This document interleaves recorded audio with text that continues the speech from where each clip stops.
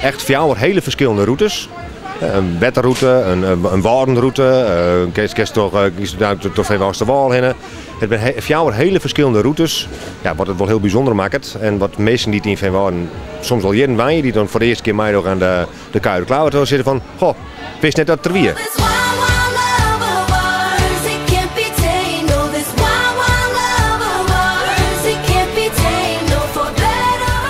De Kuijer Klauwertocht, het is de Klauwertocht, de Kuijer Klauwertocht. We hebben Fjouwerjon en alle Fjouwerjon zijn andere routes. Dus we hebben een route die kant uit, een route die kant uit. En zo vormen we eigenlijk de klaver om Van Waarden heen en vandaar eigenlijk de Kuijer Klauwertocht.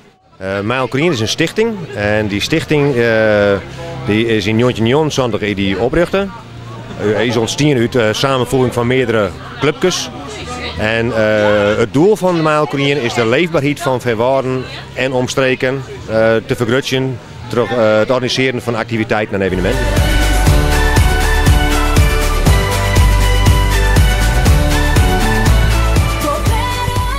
Nou, ik vind het hartstikke leuk. Ik ben de grootvader van een van de kinderen. Dus, en dit is geloof ik mijn derde keer.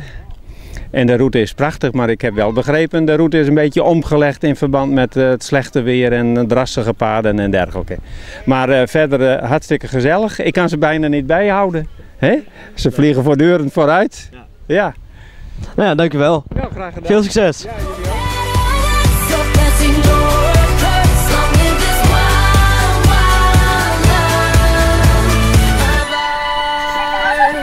ook.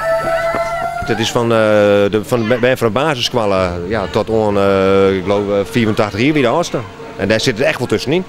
En is er volle individueel of heel volle echt met groepen en anders? En... Ja, men vindt elkaar vaak wel. Men komt je dan soms wel alleenig, maar dan kiezen ze toch maar een groepje, komen ze op en waarom. En dat verbroedert ik wel een beetje, dat wij zeggen van ja, dat is ik mij elkaar in. En daarom willen wij dat we dus op hetzelfde tijdstip starten. Dat de groep ik bij elkaar houden. En dat is iets wat dan ik wel heel gezellig blijft.